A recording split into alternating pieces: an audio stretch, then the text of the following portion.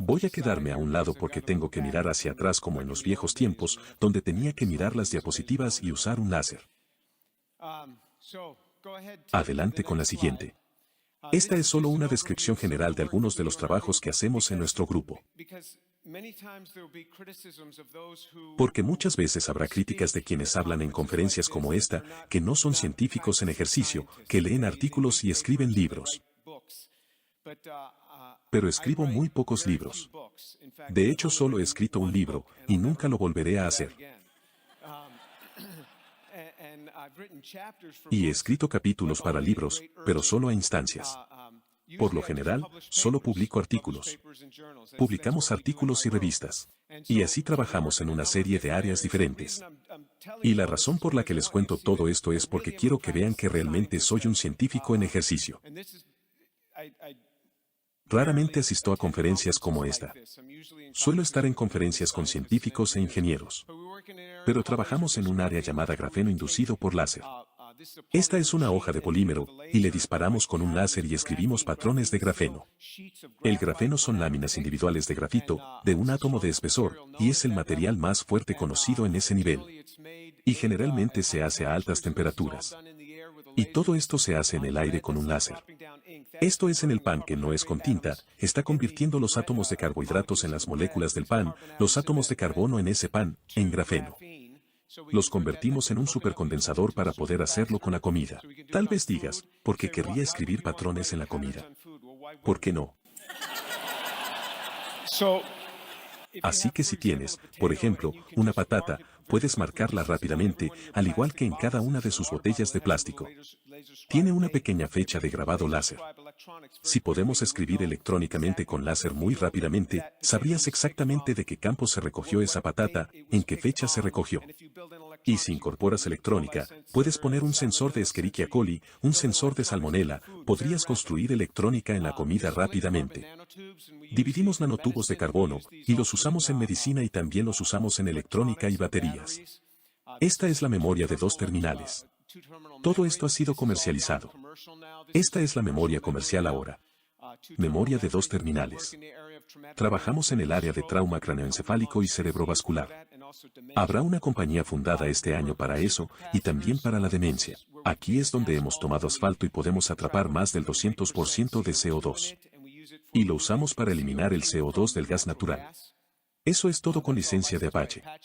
Esta es la pata de una cucaracha que podemos convertir en grafeno. Quería tomar algo de valor de carbono negativo. Que tiene valor negativo. Que le pagas a la gente para que le quites eso que es carbono. Supuse cucarachas. Lo hemos hecho con heces de perro. De hecho, podemos convertir esto en grafeno. Solo para darles una idea de por qué querrían hacer esto, lo hicimos con las galletas.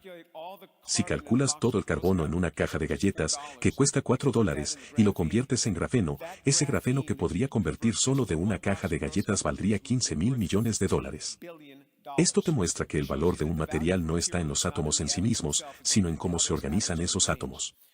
Al igual que si tomas a una persona, ¿cuál es el valor de un ser humano? Solo quita el espíritu, solo la entidad física, como un robot. ¿Cuál sería el valor de un robot humano? Si tomas esa entidad y la cremas, obtienes menos de 1 centavo de CO2 y agua. Los mismos átomos dispuestos de manera diferente provocan el cambio de valor. Un trozo de carbón, $60 la tonelada. Mismos átomos en el diamante, que tiene un valor muy alto.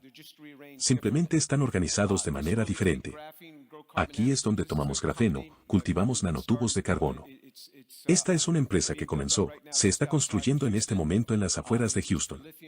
Es para baterías de litio. Trabajamos mucho en estas áreas de saneamiento del agua. Trabajamos en esta área de nanomáquinas. Si haces clic una vez, este coche comenzará a funcionar. Así que haces clic en la diapositiva, avanzas una vez. No va a funcionar. Lo olvidé, porque ha sido transferido. Está bien. Créanme. Se mueve por la superficie. Lo que sucede es que esta parte superior gira y empuja el auto, y gira a 3 millones de rotaciones por segundo y lo impulsa. Estos autos son tan pequeños que podemos estacionar 50.000 de estos en el diámetro de un cabello humano. tienen pequeños motores que funcionan con luz. Y ahora lo que estamos haciendo es tomar estos mismos motores que giran a 3 millones de rotaciones por segundo. Ponemos un péptido, y eso lo dirigirá a la superficie de una célula. Una célula de elección, dependiendo del complemento peptídico que le pongamos. Y luego activamos el motor, y gira a 3 millones de rotaciones por segundo. Perfora a través, y la célula muere en un minuto. Solo estos perforando las células. Así que estamos viendo esto. Siguiente diapositiva. Estas son solo transiciones a las empresas en los últimos 5 años. Grafeno, puntos cuánticos. Está trabajando en plataformas contra la falsificación y también para el rastreo de fracturación de agua. Memoria de computadora ultra densa de 2 terminales, baterías de metal de litio, inhibidores de corrosión. Estamos trabajando en la reparación de la médula espinal, la reparación de los nervios periféricos, la reparación del nervio óptico. Queremos hacer las obras de Jesucristo. Queremos que los cojos caminen y los ciegos vean. Así que estamos tratando de construir tecnologías que puedan hacer esto. Y esto es real. Hacemos este tipo de cosas, podemos cortar una médula espinal completamente por la mitad en una rata y fusionarla de nuevo. Entonces la rata dentro de 3 semanas tiene un 19 de 21. 21 es la movilidad más alta que se puede lograr. Por lo tanto, puede llegar a una movilidad casi perfecta en 3 semanas. Entonces esa es una compañía ahora que va a Tel Aviv, Israel. Tratamiento del cáncer de páncreas estará en ensayos clínicos dentro de un año en el MD Anderson Cancer Center. Secuencia de ADN. Esto es hacer todo el mapa del genoma humano. El genoma humano completo, no solo 23andMe, el genoma completo por $100 en una hora. Esto lo abre ahora a todos en el mundo. Trabajamos en este ámbito de la depuración de aguas a base de grafeno inducido por láser. Tenemos inserciones para enviar mensajes de texto con uñas largas. Si tienes las uñas largas y es difícil enviar mensajes de texto, tenemos una cosita que simplemente te la pones en las uñas y puedes enviar mensajes de texto sin problemas. De hecho, hay una gran demanda de eso. Este es el fármaco para lesiones cerebrales traumáticas, accidentes cerebrovasculares y demencia que una empresa lanzará este año. Síntesis de grafeno a $100 por tonelada en costo de energía, destinado a concreto, plástico y metales que se lanzará este año. Y luego las nanomáquinas moleculares para matar células, eso va al cáncer y la matanza de superbacterias. Estas cosas que son resistentes a los antibióticos, resistencia a los antibióticos, podemos perforarlas. Y un amigo mío, Richard, está aquí y también trabaja en esto. Así que estas son áreas por lo que somos verdaderos científicos. Hacemos cosas reales. Siguiente. Esta película no funciona, así que solo ve al siguiente. Allí está Richard. Vamos a la siguiente. Ese era el grupo de investigación. Así que vamos a entrar en la charla que nos ocupa. No voy a hacer ninguna referencia a Dios, ninguna referencia a un diseñador inteligente, ni nada. Solo voy a permitir que la ciencia critique la ciencia. ¿Qué tenemos que decir sobre el origen de la vida? ¿Qué nos dice la ciencia? ¿Qué podemos inferir? Y así, por elección, no voy a mencionar a Dios. Porque si menciono a Dios y a Jesucristo, la gente dice, tú presentó al niño Jesús para hablar de esto. No es una charla real. Esto es pura charla científica. Esto funciona en cualquier escuela de medicina, en cualquier departamento de química. Siguiente. Así que esto es una célula. ¿Cuál es el origen de la vida? ¿Cómo se obtiene una célula como esta? ¿Cuál es el origen de algo así? Esta es una máquina increíble. Una célula es una máquina asombrosa. No es solo una gota de protoplasma. Cada día se hace más difícil tener el origen de la vida para idear un escenario porque el origen de la vida se vuelve más y más complejo cada día. Una célula es una fábrica. Tiene una bicapa lipídica que es extremadamente selectiva para dejar entrar ciertas cosas. Tiene toda esta subestructura, estas pequeñas áreas donde se produce energía. Tiene estos microtúbulos que pueden formarse para que pueda mover la materia del punto A al punto B. Si vas a una fábrica, lo que ves es que estas máquinas colgantes que mueven materiales del punto A al punto B en estos sistemas. Y la forma en que hacen esto es que construyen estos bastidores, pero lo mismo sucede en una célula. Obtienes estos microtúbulos para mover el material del punto A al punto B, y luego tan pronto como el material termina de moverse, el microtúbulo se descompone y luego se ensambla en otro lugar. Tal vez digas, ¿por qué no se queda? Porque entonces la célula se volvería demasiado rígida. Es simplemente una fábrica increíble. Esto es lo que tenemos que hacer si queremos obtener el origen de la vida. Tienes que empezar aquí, no empiezas aquí. Comienzas con una sola célula. Eso es lo que tenemos que hacer en el origen de la vida. Nadie ha hecho esto nunca. Si te han enseñado que se han hecho formas simples de vida, eso es una mentira que crees. Alguien te dijo una mentira que nunca se ha hecho. Siguiente. Los organismos se preocupan por la vida. A las moléculas no les importa. La química, por el contrario, es totalmente indiferente a la vida sin que una entidad biológicamente derivada actúe sobre ella. Nunca se ha demostrado que las moléculas evolucionen hacia la vida. A las moléculas no les importa la vida. No saben nada acerca de moverse hacia la vida. No tienen cerebro. Los organismos quieren moverse hacia la vida y mantener la vida en marcha. A las moléculas no les importa la vida. Nadie ha visto jamás moléculas ensamblarse hacia la vida. Nunca. No sucede sin una entidad biológica trabajando en ellas. Les pregunté a todos mis colegas si me pueden mostrar un ejemplo de esto. Moléculas moviéndose hacia el orden, moviéndose hacia un sistema ordenado donde tienes un ensamblaje irregular. Una asamblea normal es así. Que se puede obtener ensamblaje termodinámico puro. Pero el ensamblaje sin orden es un patrón irregular. Eso es lo que tienes en el ADN. Lo sabemos por informática. Tienes que tener patrones irregulares para tener complejidad para los sistemas vivos. Y les pregunté a mis colegas, ¿tienen algún ejemplo de moléculas sin una entidad biológica que actúe sobre ellas y se muevan para dar un ensamblaje ordenado que sea un patrón irregular? Y me enviaron artículos donde los químicos han tomado moléculas y las ensamblan de esa manera. Y dije, una entidad no biológica, no puedes tener a un humano haciendo esto. Las moléculas no se mueven hacia la vida. Incluso si quieres que las moléculas se muevan hacia la vida y tienes seres humanos trabajando en ellas, ¿pueden los seres humanos hacerlo? Y la respuesta es no. Casi todos los experimentos de síntesis química en la investigación del origen de la vida pueden resumirse en un protocolo análogo a este. Compran productos químicos generalmente de alta pureza de una empresa química. Primero compran los productos químicos. Mezclan esos químicos en agua en altas concentraciones en un orden específico bajo un conjunto de condiciones cuidadosamente diseñadas en un laboratorio moderno. Luego pueden obtener una mezcla de compuestos que se asemejan a una o más de las 4 clases básicas de sustancias químicas necesarias para la vida. Entonces lo que necesita para la vida es carbohidratos, ácidos nucleicos, aminoácidos y lípidos. Toda la vida que conocemos compone esos 4 bloques de construcción. Así que tratan de hacer esos 4 bloques de construcción. Luego publican un artículo que hace afirmaciones audaces sobre el origen de la vida a partir de estas mezclas crudas sin función de intermediarios revueltos estereoquímicamente, como lo hizo Miller en 1952. Nada ha cambiado en 66 años. Exactamente donde estábamos en 1952 es exactamente donde hemos permanecido. Piensa en lo que se ha hecho en la ciencia en los últimos 60 años. Piensa en cómo tenemos conectividad satelital. Recuerda que en 1952 no había satélites. Tenemos teléfonos celulares, tenemos estructura de ADN, podemos manipular la estructura del ADN. Nada ha cambiado en los estudios del origen de la vida en 66 años. Luego te involucras con la prensa siempre crédula para presionar el botón de las extrapolaciones injustificadas. Luego miras al laico hipnotizado exclamar, ya ves, los científicos entienden cómo se formó la vida. Luego alentas a una generación de escritores de libros de ciencia a hacer dibujos animados coloridos y engañosos de productos químicos en bruto que se ensamblan a partir de células que luego emergen como criaturas deslizándose de un estanque prehistórico. Eso es exactamente lo que se hace en cada uno de sus experimentos.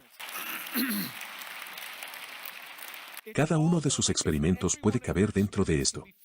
Entonces lo que va a pasar es que voy a regresar, y un montón de ustedes me van a enviar artículos. Mira este. Esta gente ha creado vida. No. Encaja en esto. Créanme, encaja en esto. Cada uno de ellos. Siguiente. Aquí está el problema de síntesis. Recuerda que tenemos que hacer esas 4 clases de moléculas. Si solo quieres hacer las moléculas, esto es lo que tienes que hacer.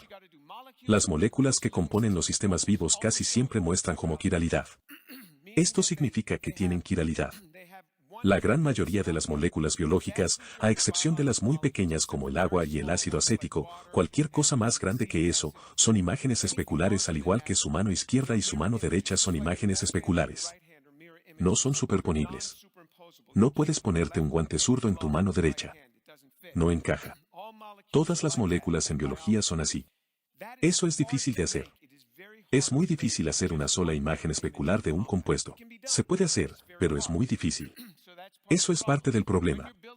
Cuando se construyen sistemas moleculares, se necesitan rediseños constantes para llevar la síntesis al primer paso. Lleva la síntesis al paso 1. Entonces, en otras palabras, cuando vas y estás haciendo algo, piensas, vaya, esas condiciones no funcionaron. Así que vuelves al paso 1 y traes más material de partida. Pruebas esto, pruebas aquello. Cualquier cosa que estaría pasando en una tierra prebiótica está marchando, tratando de hacer algo. Si comete un error, no puedes quitar esa entidad. Muy difícil sacar la entidad. Una vez que está hecho, está hecho. Así que has estado avanzando, digamos, durante 400 millones de años, si quieres tomar este tipo de números, y de repente se pone una mitad equivocada allí. ¿Qué voy a hacer? Debes volver al paso 1. ¿Tengo que retroceder 400 millones de años? Sí, tienes que volver. No sé cómo volver. ¿Por qué no? Porque nunca tuve un cuaderno de laboratorio. Cuando no mantienes un registro, ni siquiera sabes cómo regresar. Ni siquiera sabes hacia dónde te diriges porque no sabes que se está moviendo hacia la vida. Recuerda, las moléculas no tienen cerebro. Eso es un problema de síntesis. Y no saben cómo detener el curso de la progresión, o por qué detenerse. No hay objetivo. No dicen, creo que hoy formaremos vida. Creo que haremos una determinada célula. Las moléculas no lo saben. Así que van por ahí, y la química y las reacciones están sucediendo. Cuando estás en el laboratorio, te diriges hacia un objetivo en particular. Aquí, no sabe cuándo parar, ni cómo parar. Tal vez hizo un carbohidrato. No dice por qué hacer un carbohidrato. Creo que dejaré de sintetizar. No, continuará y hará algo más a partir de eso. No sabe cómo parar. El tiempo, aunque afirma ser el gran salvador de la abiogénesis, que significa anterior a la biología. La abiogénesis en realidad puede ser el enemigo. Por ejemplo, los carbohidratos son productos cinéticos. Se someten a caramelización o a las reacciones de Cannizzaro. Se descomponen. En otras palabras, cuando haces un carbohidrato, ese no es el producto final que se formaría en esa mezcla de reacción. Tienes que detener la reacción. Entonces un químico observa la reacción y la detiene en un momento determinado para detener la progresión de la molécula. Si esto no está dirigido, no está guiado, se convierte en basura. Los carbohidratos son productos cinéticos, lo que significa que se caramelizan. Se polimerizan en un montón de basura como cuando tomas azúcar y la calientas en el horno y se convierte en caramelo. Eso es lo que sucede con los carbohidratos. No se quedan como carbohidratos simples, terminan deshidratándose. Un sistema prebiótico no tiene la capacidad de purificar fácilmente las estructuras. Debe poder purificar, porque si no puede purificar, los subproductos se acumulan en el sistema y comienzan a usar su material de partida, y comienzan a inhibir las reacciones que deseas. Tienes que ser capaz de hacer la purificación. Sin purificación, no puedes trabajar. Cada químico tiene que ejecutar una reacción. Entonces te detienes, purificas, y te vas al siguiente paso. De vez en cuando, si es una reacción realmente pura, puedes dar 1 o 2 pasos, pero tienes que purificar. El orden de los reactivos es fundamental. No puedes simplemente decir que todos los reactivos se mezclaron y obtienes lo que obtuviste. Estás haciendo un pastel, tienes tu harina, tu leche, y los huevos. Y dices, agregaré el glaseado ahorita.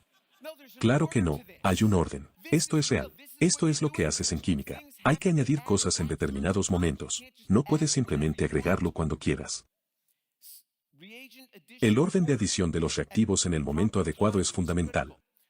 Los parámetros de temperatura, presión, solvente, luz, sin luz, pH, gases atmosféricos deben controlarse cuidadosamente para construir una estructura molecular compleja. No hay forma de evitarlo. Esto es lo que se necesita. Tienes que tener una caracterización en cada paso. Esto es difícil de hacer. Los químicos tienen que caracterizar las cosas en cada paso porque tienes que asegurarte de lo que tienes antes de poder pasar al siguiente paso. En este momento, los sistemas biológicos caracterizan las cosas porque cada vez que hacen algo, hay una enzima que verifica esa estructura. Si no es la estructura correcta, hay otras enzimas que vienen y la cortan en pedazos y tratan de reconstruirla nuevamente. Si tienes un error en el ADN, tienes enzimas que corren arriba y abajo del ADN, encuentran el error, lo eliminan y luego lo colocan en la base correcta. Pero en un mundo prebiológico, no hay enzimas. ¿Cómo lo verifica? Y cada vez, lo que sea que esté usando para verificarlo, cualquier sistema que se necesite para verificarlo es más complejo que el sistema que está verificando. Entonces, ¿de dónde lo sacas? Nadie lo sabe. Nadie tiene idea, pero nadie quiere admitirlo. Está el problema de la transferencia de masa. Esto parece no ser un problema para ti, pero déjame decirte algo. Este es el asesino de todo. ¿Hay químicos orgánicos sintéticos aquí? ¿Algún químico sintético? ¿Algún químico? Levanta la mano en alto. Hay uno. Y uno ahí. Si digo algo que no es cierto, quiero que te levantes y digas, mentiroso. Si digo algo que no es cierto, levántate. Porque quiero que esta gente sepa de lo que hablo. Tienes que verificar esto. El problema de la transferencia de masa. Cualquiera que haya hecho síntesis orgánica compleja, lo que haces es empezar con medio kilo de material, y vas avanzando y tus rendimientos nunca son del 100%, y terminas con 2 miligramos y aún no estás en tu objetivo. Entonces, ¿qué haces? Vuelves al principio y haces más. Y sigues la ruta definida que habías definido antes. Y así, ahora puedes mantener tus rendimientos más altos, pero sigues teniendo que regresar y extraer material de partida desde atrás. Estás trayendo más material. ¿Cómo haces eso? Digamos en la naturaleza. Eso empezó de alguna manera y luego tengo 1 kilo de formaldehído y acetona, y voy a empezar a combinarlos. Así que estos van a seguir adelante y empezar a reaccionar. En algún momento se va a quedar sin material. Como vuelves al principio y obtienes más. Nunca llevaste un cuaderno de laboratorio, así que nunca sabes cómo llegaste ahí. Entonces incluso si pudiera repetirlo, seguiría el mismo camino y se le acabaría de nuevo. Nunca llegarías a donde quieres ir. Siguiente. Así que esta es solo la parte del motor de las nanomáquinas, estamos construyendo nanocoches. De hecho ganamos en el 2017, la carrera internacional de nanocoches. Fue la primera carrera. Avanzamos 150 nanómetros en 1 hora y media. Eso suena como mucho tiempo para avanzar 150 nanómetros. Pero el segundo lugar detrás de nosotros fue el equipo suizo. Les tomó 5 horas más que nosotros. Les tomó 6 horas y media en total. Y ninguno de los otros equipos internacionales pudo completar la carrera en 30 horas. Así que no es fácil avanzar 150 nanómetros cuando conduces estos cochecitos. Pero de todos modos, este es el motor del coche. Y entonces ves estos diferentes pasos. Reaccionaste a todas estas diferentes temperaturas, aquí tienes que tenerlo a 5 grados, luego enfriarlo a -10 y -15, y luego a -50 grados, y luego ejecutas estas reacciones, este está hecho a 130 grados, este está hecho a 60 grados. ¿Qué pasa con la temperatura? Frío, caliente, frío, caliente. ¿Por qué lo haces? Porque nos gusta. Simplemente nos gusta enfriarlas. Es necesario. Cada paso necesita sus propios parámetros. ¿Cómo sabe eso la naturaleza? Algunos podrían decir, es un respiradero de aguas profundas. Bien, entonces se calentó allí. ¿Y luego qué? Y luego salió por el conducto de ventilación. Y luego terminó en algún otro lugar muy frío y luego regresó. Y luego volvió. Nadie sabe cómo sucedió algo de esto en la naturaleza. Nadie lo sabe. Siguiente. Así que este es el procedimiento experimental. Entonces lo que haces, tomas un matraz de fondo redondo de 3 bocas secado al horno y lo cargas con 33. Agregas sulfato de magnesio y diclorometano y lo enfrías. Lo enfrías aquí, se enfría. Este es un paso, solo uno, y luego obtienes el rendimiento. Este es solo un paso. Hay montones que debes hacer. Tienes que saber lo que estás haciendo. Incluso si te diera esto, no sabrías qué hacer. Tienes que ser un químico experimentado para tomar esto y poder repetirlo. Entonces, ¿cómo sabe un sistema biológico sin mente qué hacer? Nadie lo sabe. Siguiente. Entonces hay que caracterizarlo. Una vez que haces lo que quieres, tienes que caracterizarlo. Tenemos esta herramienta llamada NMR. Y obtiene estos picos, y de estos picos, asigna la estructura para que pueda obtener la estructura exacta. Así se asignan todos los fármacos que tomas, así se asignan las estructuras. Y dices, la naturaleza no tiene que hacer esto. No tiene que. La naturaleza utiliza un sistema más complejo. Tiene un guante diferente para cada mano en la naturaleza, una enzima diferente que detecta problemas de estructura. Es más complejo que esto. Esta es una herramienta general. Siguiente. Esto es lo que tenemos que escribir para convencer a nuestros colegas de que obtuvimos lo que pensábamos que obtuvimos. Una combinación de protones de deuterio estándar, C13, DET-135, C13, experimentos con espectroscopia estándar 2D, H1, H1, H1, H1, NOE, etc. Así que pasa por todo esto. Todavía no acaba. Siguiente. Esa es la segunda parte. Todo eso era necesario para caracterizar una sola molécula. La caracterización es más difícil que la síntesis. Realmente lo es. Cualquier químico te lo dirá. Puedes hacer algo, pero te lleva mucho más tiempo caracterizarlo. Y tienes que conocer la estructura porque tienes que saber qué hacer para el siguiente paso. La naturaleza se enfrenta a lo mismo todo el tiempo. Hacer moléculas es difícil. Siguiente. Este documento tenía 281 páginas de datos de caracterización suplementarios. Les mostré un párrafo de caracterización, 281 páginas para convencer al mundo de que hicimos lo que estábamos haciendo cuando construimos los nanocoches motorizados impulsados por luz. ¿Cómo es posible que un tonto mundo biológico haga esto? Nadie lo sabe. Todos están despistados. Pero los científicos no dicen qué tan difícil es. Siguiente. Este fue el motor de primera generación que pusimos en el coche. Funcionó, pero solo giraba 1.8 revoluciones por hora. Cuando lo reconstruimos sin ese átomo de azufre, luego ese anillo de 5 miembros, entonces da 3 millones de rotaciones por segundo.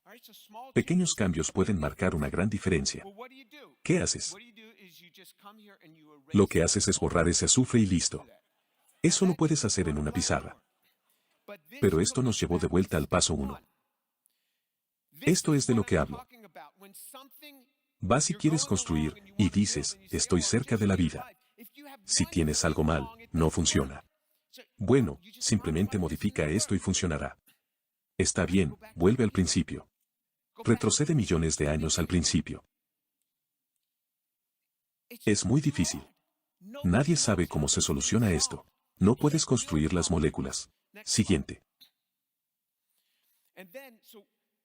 Recuerda, solo para hacer las moléculas, las simples, debes tener los carbohidratos, tienes que tener los lípidos, tienes que tener los ácidos nucleicos. Tienes que tener proteínas. Incluso si haces un aminoácido, ¿cómo unes los aminoácidos? Los aminoácidos no se enganchan entre sí. Ni siquiera estamos hablando de orden. ¿Cómo consigues que se enganchen? Alguien me envió un artículo anoche. Dijeron, aquí hay un artículo acerca de moléculas autoplegables. Eso no prueba nada. Construyes una molécula que se pliega, gran cosa. ¿Cómo consigues que estas cosas se enganchen en primer lugar? Nadie lo sabe. Eso es con los aminoácidos. ¿Qué tal con los nucleótidos? ¿Quieres que estas cosas se conecten? La gente dirá, ves que teníamos un nucleótido, tenemos ADN. Tienes que conseguir que estos nucleótidos se conecten. ¿Cuántos pasos de protección de bloqueo, protección profunda? Necesitas hacer química compleja solo para hacer un enlace. Nadie sabe cómo. Puedes tirar todos estos juntos en un matraz. La gente dice, la concentración de nucleótidos era muy alta. He leído esto en los libros de la escuela secundaria. Si calculas la concentración, el mundo tendría que estar lloviendo nucleótidos. E incluso si estuviera lloviendo nucleótidos a esas concentraciones, no se conectarían, no se enganchan. Necesitas enzimas para conectarlos, pero esto es prebiótico. Aquí no hay enzimas. O necesitas sintetizadores de ADN muy complejos. Esos tampoco estaban en la Tierra primitiva. Ahora tienes que montarlo. Así que digamos que teníamos las moléculas. ¿Cómo puedes hacer que se ensamblen? Aquí está el experimento de montaje. Una protocélula es una colección esférica de lípidos, autoorganizada y ordenada de forma endógena, propuesta como un descubrimiento en el origen de la vida. Eso es lo que es una protocélula. Pero los tales experimentos de ensamblaje de protocélulas en la investigación del origen de la vida pueden resumirse mediante un protocolo análogo a este. Compras lípidos de diacilo-homoquirales de una empresa química o sintetizas lípidos revueltos estereoquímicamente a partir de moléculas más pequeñas. Agregas esos lípidos al agua y observas que una pequeña cantidad forma un ensamblaje termodinámicamente simple y esperado de esos lípidos en vesículas bicapas sintéticas al agitar. A veces los investigadores agregan otras moléculas que serán engullidas por esas vesículas. Luego publicas un artículo que afirma que la vesícula sintética es una protocélula y sugiere formas de vida tempranas. Te involucras con los medios, le das publicidad, y observas cómo engañan a los legos. Todo experimento de montaje, te lo digo, se puede resumir en esto. Lo que me envíes, no me envíes más. Me he ocupado de todo, tengo suficientes. Y la gente dice, ¿y este? ¿Qué hay de este? Todos encajan en esto. Es todo basura, pura basura. Siguiente.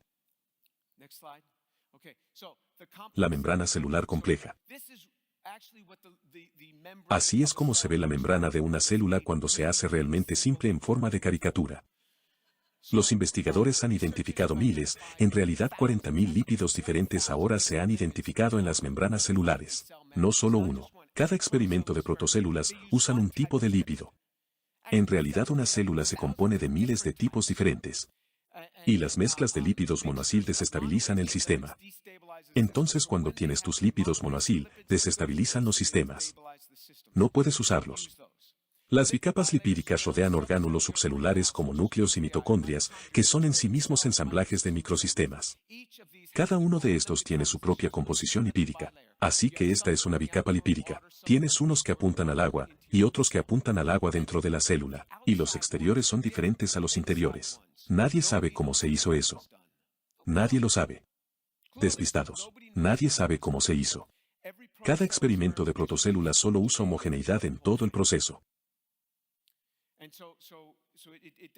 No es realmente una protocélula. No es realmente una reminiscencia de una célula. Dentro de cada una, hay otros orgánulos como núcleos y mitocondrias que tienen sus propios ensamblajes bicapa con su propia constitución. Diferente a lo que hay en el exterior de la célula. Nadie sabe cómo se hizo. Además estos tienen estas proteínas. Así que existe esta distribución asimétrica. Luego están las proteínas que pasan por aquí. Estos son ionóforos que permiten que ciertas cosas entren en la célula y otras salgan. Sin eso no puedes dejar que entre nada en la célula, mataría a la célula. Tiene sensores muy discretos que permiten que ciertas moléculas entren y otras salgan. Tiene ionóforos que permiten que ciertos iones entren y ciertos iones salgan para mantener la concentración iónica en un cierto nivel para el mantenimiento de esa célula. Tan pronto como desaparece esa concentración iónica, ¿sabes lo que sucede? La célula explota. Debido a que la concentración iónica ha bajado, se infla y explota. Nadie sabe cómo se hace eso. Ninguno de los experimentos de protocélulas, ninguno de ellos tiene estas proteínas atravesándolos como estas puertas de enlace de control. Luego también hay lípidos bicapas que tienen una gran cantidad de apéndices de carbohidratos. Así que fuera de estos, este es un apéndice de carbohidratos. Se llama el glicano. Una célula está cubierta. Así es como las células se reconocen entre sí. Como una célula reconoce a otra célula. Es por estos ensamblajes de carbohidratos que se reconocen entre sí. Tienen estos patrones de reconocimiento. Y así puedes distinguir una célula de otra. Entonces si solo tomas nucleótidos, si solo tomas ADN.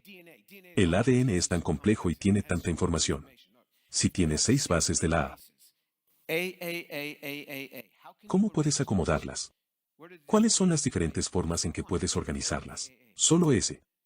Una forma en que puedes organizar 6 espacios. Mira los carbohidratos. Si solo tomas el carbohidrato de piranosa, solo un carbohidrato estándar, solo de piranosa. Tienes 6 de esos. Tienes más de 1 billón de formas en que se puede ensamblar. 1 billón de formas en que se puede ensamblar solo con 6. Estos tienen mucho más de 6. Y si no está ensamblado correctamente, ¿adivina qué? La célula muere. Cambia cualquiera de los carbohidratos que resulta en la muerte celular. Hay mucha más información almacenada en el ensamblaje de carbohidratos que en el ADN.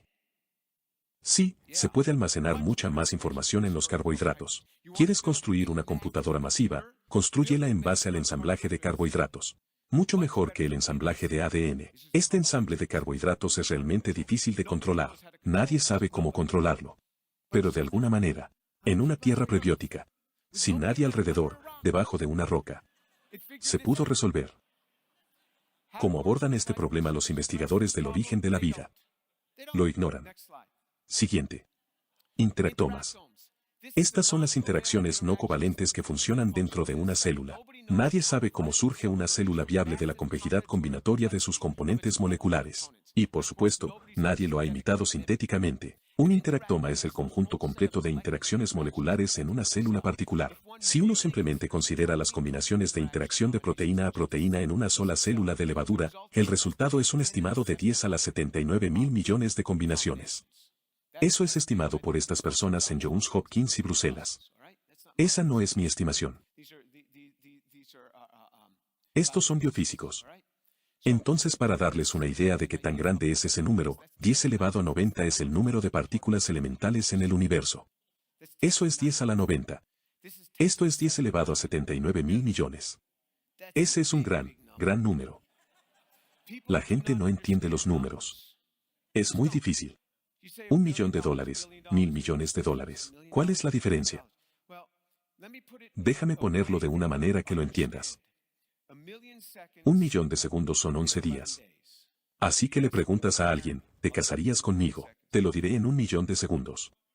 Si dicen 1000 millones de segundos, son 32 años. ¿Te das cuenta? 1 millón a 1000 millones. Y luego si dicen 1 trillón de segundos, son 32.000 años. ¿Ves la diferencia cuando subes 3 órdenes de magnitud? Subes 1 millón. 10 a la 6, 10 a la 9, 10 a la 12. Esto es 10 a la 79.000 millones. Es increíble. Eso es solo en una sola célula de levadura. Las interacciones entre las interacciones no ligadas. Entonces, ¿cómo fluye la información? La información fluye a través de interacciones no ligadas a través de potenciales electrostáticos, que los físicos llaman fotón virtual. La información pasa por estos a la velocidad de la luz que depende del orden entre las moléculas de las interacciones no covalentes. Estos tienen que estar bien ensamblados. Y por eso esta información, no deshidratas las células y las rehidratas y consigues que funcionen correctamente. Cuando una célula se divide, colapsa, coloca la información en ambas mitades y la lleva a ambos lados, para que la información siga pasando a la siguiente y la próxima generación. Porque cuando pierdes estas interacciones intermoleculares que no son covalentes, no están unidas, pierdes el flujo de información. Gran problema, nadie lo ha explicado. Nunca nadie en el origen de la vida menciona la palabra interactomas. Nunca lo oirás en su literatura. Siguiente.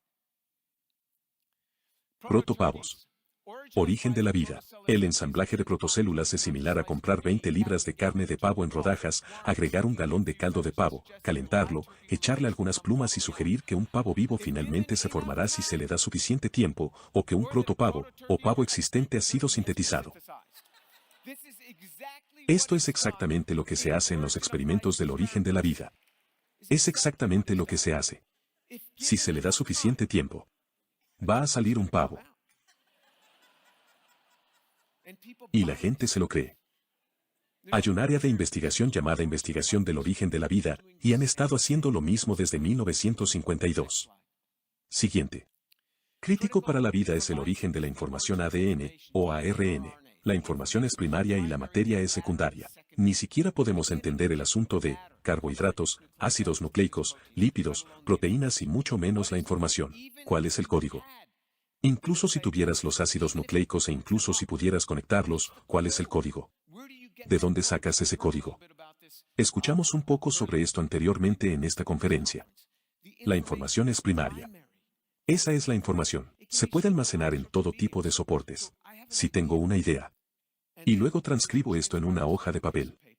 Y ahora está en el papel. Y luego lo escribo en mi computadora y entra en memoria RAM. Y luego cuando presiono guardar, va a la memoria flash. Y luego cuando lo subo a la web, esa misma información que estaba pasando a través de una onda de RF en una caja en la pared. Y luego desde esa caja en la pared, va a través de un cable a una granja de servidores en algún lugar donde vuelve a la memoria flash basada en transistores. Esa misma información que estaba aquí en mi mano al papel, en mi computadora en varias formas diferentes en una onda RF, misma información, diferente medio. La información es primaria. El medio puede cambiar todo el tiempo. Por ejemplo, las moléculas en nuestros cuerpos siempre están cambiando. Solía decirse que las moléculas de nuestro cuerpo se revierten, que cambian cada 7 años. Y eso es un montón de tonterías. Se cambian continuamente. Son mucho menos de 7 años. Algunos escribieron, las moléculas en tus dientes no cambian. Hice una búsqueda de Google. En tus dientes obtienes disolución, redeposición, cambio constante. Cada molécula de tu cuerpo está experimentando un intercambio de protones. Un protón viene con un giro hacia arriba. Un protón viene con un giro hacia abajo. Cada uno de estos ahora es una molécula diferente en el sentido de que tiene diferentes átomos que la componen. Tal vez el mismo patrón de átomos, pero un átomo diferente. Tuviste un intercambio de protones diferente. Cada molécula sigue cambiando. Somos estructuras dinámicas en constante cambio. ¿Cuál es el verdadero yo? No sé cuál es mi verdadero yo. Si quieres que la materia sea el yo real, entonces tienes un gran problema porque está cambiando constantemente. Esto es de lo que hablábamos antes, la diferencia entre el cerebro y la mente. ¿Cuál es el verdadero yo? Siguiente. Intentas construir una célula, aunque sea hipotéticamente. Consigue el equipo de ensueño, reúne a las personas más inteligentes. Te daré todas las sustancias químicas que quieras en forma homoquiral y te daré incluso el código informativo. En otras palabras, me dices cómo quieres configurar el ADN.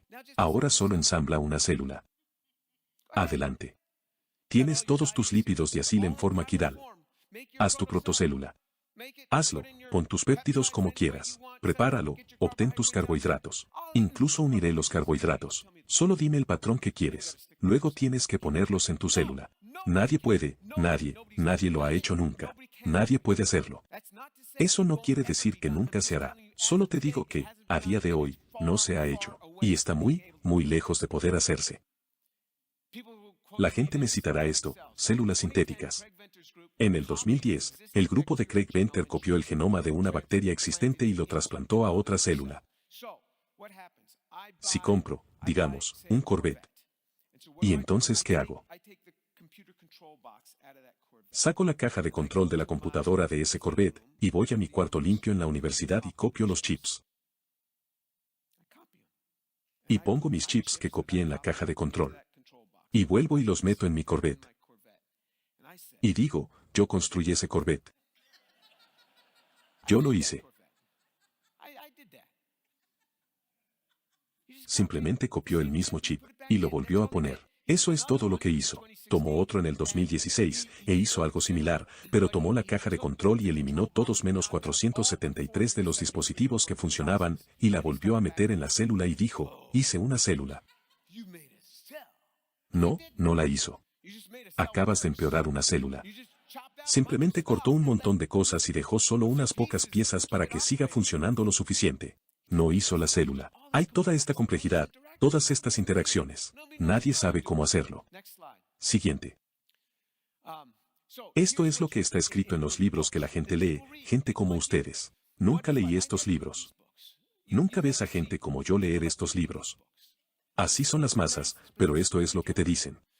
Aquí está este escritor científico, y dice, la vida comenzó con pequeñas bolsas de basura, una variedad aleatoria de moléculas haciendo algún tipo de metabolismo rudimentario. Esa es la etapa 1. Las bolsas de basura crecen y ocasionalmente se dividen en dos, y las que crecen y se dividen más rápido ganan. Eso está en su libro sobre qué es la vida. Por Oxford University Press. Pocos investigadores del origen de la vida lo afirmarían tan descaradamente. Sin embargo, pequeñas bolsas de basura son precisamente lo que han estado haciendo.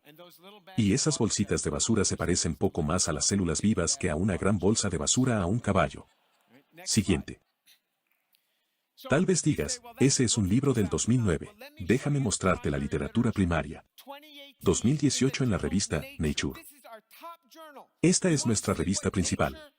¿Quieres ver lo que Nature publica en esta área? Ninguno de nosotros podría salirse con la suya, excepto los investigadores del origen de la vida. Este tipo es el premio Nobel Jack Szostak. Esto es lo que escribe sobre cómo comenzó la vida. Vamos a repasarlo. Me interesa. El tipo es un ganador del premio Nobel, debes saber. La atmósfera primitiva no tenía oxígeno. Consistía principalmente de nitrógeno, dióxido de carbono con cantidades más pequeñas de hidrógeno, agua y metano, relámpagos, impactos de asteroides. La luz ultravioleta del Sol actuó sobre la atmósfera para generar cianuro de hidrógeno, un compuesto de hidrógeno, carbono y nitrógeno. Lloviendo en lagos volcánicos o de cráteres, el cianuro reaccionó con el hierro y trajo agua que circulaba a través de las rocas. Los compuestos de cianuro de hierro resultantes se acumularon con el tiempo, convirtiéndose en un estofado de concentración de productos químicos reactivos. La vida tal como la conocemos requiere ARN. Algunos científicos creen que el ARN surgió directamente de estos químicos reactivos, impulsado por fuerzas dinámicas en el medio ambiente.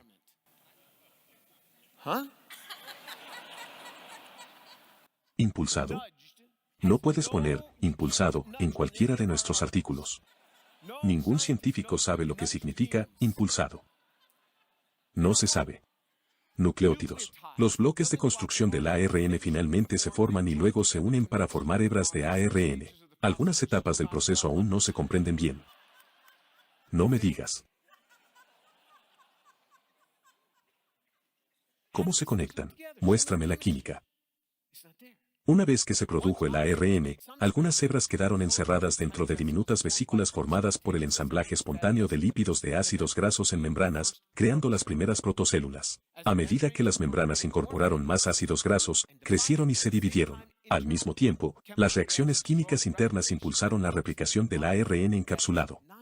Eso es una tontería. Siguiente. Aquí está la imagen que mostró. Esta es su imagen. Derivados del cianuro y azúcares simples. Esos no son azúcares. Él dice que esto es oxígeno, carbono, nitrógeno, fósforo. No conozco ningún azúcar que tenga esa composición química. Tú no lo sabes. Te está mintiendo. Eso no es real. ¿Esto es HCN? Debería haber un carbono, un nitrógeno y un hidrógeno si eso es HCN, y soy daltónico, pero puedo ver que no es realmente HCN. No sé qué es eso. Tal vez eso sea fosfato. Eso sería fósforo, tal vez eso sea fosfato. Y luego de repente, ¡puf!, tienes un nucleótido de ARN. Pero el problema es que no es un nucleótido. Es la estructura incorrecta. Ni siquiera puso la estructura adecuada. Al menos podría haber puesto la estructura adecuada. Ni siquiera puso la adecuada. ¿Qué está actuando sobre esto para que haga esto? Calor de aquí, luz ultravioleta de allá. Puf. Nadie lo sabe. Eso está en Nature. Eso no está en un libro de texto de octavo grado del 2018. La gente piensa que elijo selectivamente estas cosas de lugares locos. Esto es de Nature 2018. Incluso los profesores ven esto y piensan, esta gente sí sabe. Nadie lo sabe. Es un montón de basura. Esto es basura. Siguiente. Se necesita una exactitud exquisita en los protocolos sintéticos. Este es uno de los capós en la investigación sobre el origen de la vida de Oxford, Ion Sutherland. Nunca he hablado con Ion. Creo que le caigo mal. Esto es de química. Nature, 2015. Siguiente. Así que vuelve a sus protocolos, ve a los procedimientos complementarios, lee sus protocolos. Es sorprendente lo difícil que es hacer las cosas que dice que quiere hacer. Y luego hace un poco de eso, y es un montón de basura. Y entonces él dice, solo usaremos técnicas orgánicas sintéticas. Técnicas reales para hacer más, solo para simplificar los procedimientos de manipulación. Porque solo podías hacer una fracción y querías continuar, pero era solo un montón de basura. No es real. Y estos son solo para intermedios, ni siquiera para los compuestos reales. Siguiente. Para darte una idea. Toma cobre 1, y dice que lo hace con cloruro de cobre, que era mezclado con cloruro de potasio para generar el catalizador Newland a 70 grados. Entonces se supone que esto imita una tierra prebiótica, pero está usando toda la cristalería limpia que no está debajo de una piedra. Está en un laboratorio orgánico avanzado. Se preparó una fuente de acetileno generada por separado a partir de carburo de calcio y agua. Este gas se burbujeó a través del catalizador Newland para preparar acrilonitrilo. Esta es una molécula altamente inestable. Mira el acrilonitrilo, se polimeriza. Cuando lo compras con estabilizadores para evitar que se polimerice. Entonces tiene que inhibir adecuadamente su polimerización y almacenarlo. Luego lo trata con cianuro de potasio durante 1 hora con 5 equivalentes de amoníaco como una solución de amonio amónico 13 molar. Ajustó el pH 9.2 con hidróxido de sodio para generar el aminopropionnitrilo deseado. Esta es química compleja.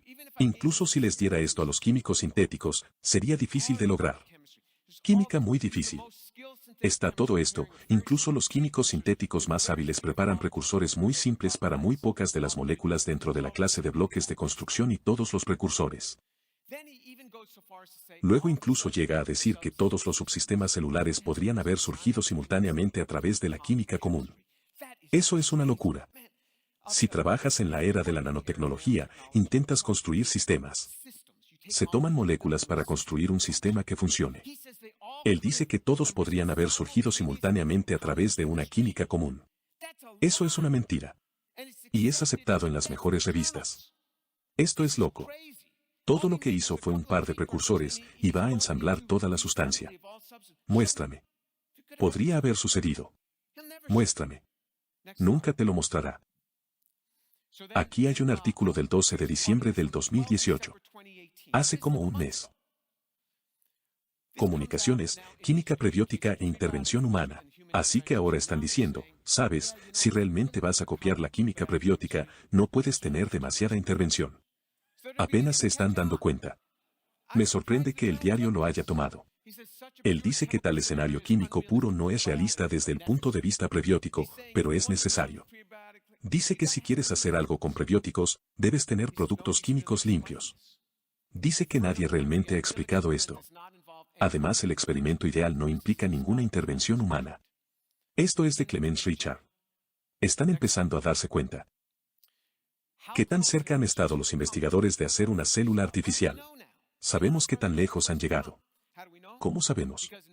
Porque en noviembre del 2018, hace un par de meses, la Science Magazine, de las mejores, dice que los biólogos crean las células artificiales más realistas. Vaya, quiero ver qué han hecho. Veamos qué tan avanzado está realmente. Siguiente. Están comentando este artículo, que apareció en Nature Communications, en noviembre del 2018. La comunicación y la detección de quórum en no vivos imitan a las células eucariotas. Hicieron estas células y se están comunicando entre sí. La detección de quórum significa que pueden determinar la distancia entre sí. Déjame leerlo. Las microcápsulas semiporosas estaban hechas de plástico. Se prepararon plásticos de polimerización de acrilato que contenían arcilla utilizando técnicas modernas de microfluidos realizadas dentro de dispositivos de fabricación. Así que vas a una sala limpia, construyes dispositivos de microfluidos y polimerizas, haces polímeros alrededor de la arcilla. Todo eso es bien conocido, de cómo hacerlo. Eso es lo que hicieron. Las arcillas tienen una alta afinidad para unirse al ADN porque las arcillas tienen carga positiva. El ADN tiene carga negativa. Entonces agregas ADN a la solución, atraviesa el plástico poroso y se une a la arcilla. Luego compran ribosomas y ARN. Se compraron o extrajeron enzimas y reactivos y se agregaron al medio. Esos se difunden. Y comienza la síntesis normal de proteínas. ¿Qué es la síntesis normal? Y luego algo de eso se difunde fuera de esos. Y luego agregan los cercanos, algunos se difunden en los cercanos. Los que están más cerca se difunden más en ellos que los que están más lejos. Ese es el gradiente de difusión normal. Los que están más cerca son golpeados con más frecuencia. La química funciona. La química de los reactivos agregados exógenamente funcionará independientemente del contenedor, ya sea en una microcápsula semiporosa de plástico, como se usó, en un tubo de ensayo o en un gran tanque de producción industrial. La química es la misma, se hace todo el tiempo. Tomas estos sistemas derivados biológicos, los sumas y las proteínas comenzarán a fabricarse. Así es como se hacen las proteínas. Los medicamentos que compras se hacen en cubas. Este tipo lo hizo en una pequeña microcápsula. Ese es el sistema más realista que jamás se haya hecho, según la revista Science. Eso es todo. Están lejos de las afirmaciones exageradas de la prensa de que la expresión génica y la comunicación rivalizan con las de las células vivas. Eso es lo que dice la prensa. Aquí no hay rivalidad. Además podría decirse que uno podría estar de acuerdo en que estas son, de hecho, las células artificiales más realistas hasta el momento, pero eso solo sirve para subrayar el punto en que nadie se ha acercado jamás a generar el funcionamiento de la vida. Nadie está ni cerca. Haces esta química en el laboratorio todo el tiempo. Entonces lo hicieron en una cápsula microporosa y dijeron, esto es vida. Mi probeta es la vida. Siguiente. Oro de tontos. Si tomas azufre y lo agregas a diferentes metales, estos pueden volverse amarillentos y luego se volverán dorados. Sulfuro de hierro. Cuando los alquimistas hicieron sulfuro de hierro, ¿no crees que dijeran, si agrega suficiente azufre a diferentes elementos, comenzará a ser oro? Sabían que no era oro. No tenía la misma ductilidad, no tenía el mismo punto de fusión. Pero, ¿no habrían pensado, al menos vamos en la dirección correcta? Habrían pensado eso. Puedes agregar azufre a cualquier elemento que desees, nunca se va a convertir en oro. Ahora sabemos que la única manera de hacer oro a partir de otro elemento es cambiando el número de protones. Entonces necesitas un proceso nuclear, que es mucho más caro que el oro. Te puedes confundir, porque parece oro. No es oro, y estás equivocado. Lo que estoy diciendo es que me gustaría tener una moratoria sobre la investigación del origen de la vida. Se justifica un cambio. Y tenemos que cambiar la forma en que hacemos las cosas, y tenemos que abordar los problemas fundamentales aquí en la investigación sobre el origen de la vida. Siguiente. Una diapositiva más. Aquí están las ramificaciones de llamar hechos a las conjeturas. Las afirmaciones que engañan al paciente contribuyente son inútiles y el público incluso desconfiará de las afirmaciones científicas en otros campos. Las afirmaciones no corregidas o infundadas ponen en peligro la ciencia más allá de un campo singular, especialmente porque existe una creciente desconfianza en la educación superior en general. Los comentarios condescendientes hacia el público, si no aceptan nuestras conjeturas como hechos, conducirán a una división continua entre nuestros científicos y no científicos, lo que puede generar renuencia pública a financiar nuestra investigación. Debemos decir la verdad con especificidad. Si es un hecho, dilo. Si no es un hecho, dilo. Excluir a los científicos, si tienen puntos de vista inconformistas legítimos al excluirlos de sociedades profesionales y academias, retener su financiación o negarles la permanencia en el cargo, es anticientífico y retardará el avance de la ciencia. Siguiente. Voy a terminar rápido. He terminado con esta charla técnica. Voy a volver a la Biblia.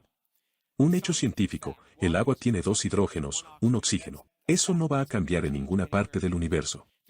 Nunca ha habido discordancia entre los hechos científicos y las declaraciones de la Biblia, así que no hay necesidad de reconciliarlos. Los llamados hechos científicos cambian constantemente, incluso del orden de décadas y ciertamente del orden de un siglo. Así que tratar de torcer la Biblia para que se ajuste a la teoría científica es un esfuerzo frustrante. No permitas que los profesores con sus audaces declaraciones de hechos te molesten. Las teorías o conjeturas no son hechos, pero desafortunada y vergonzosamente, muchos profesores mismos no hacen las distinciones necesarias. Esto lleva a la confusión de generaciones de estudiantes e incluso de los propios profesores. Los profesores están confundidos en estos temas. Los profesores piensan que se han creado formas simples de vida. Están confundidos en estos temas. Y voy a cerrar con este versículo de la Biblia.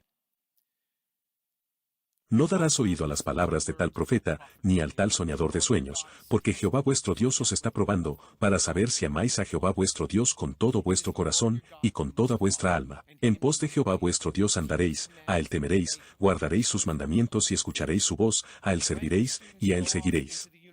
Cuando sus estudiantes van a las universidades y escuchan estas cosas, estos son falsos profetas que les hablan. Algunos de ellos son sinceros, pero son sinceramente falsos profetas. Algunos de ellos son personas sinceramente engañosas. Como creyentes, no deben escuchar las palabras de ese profeta o soñador.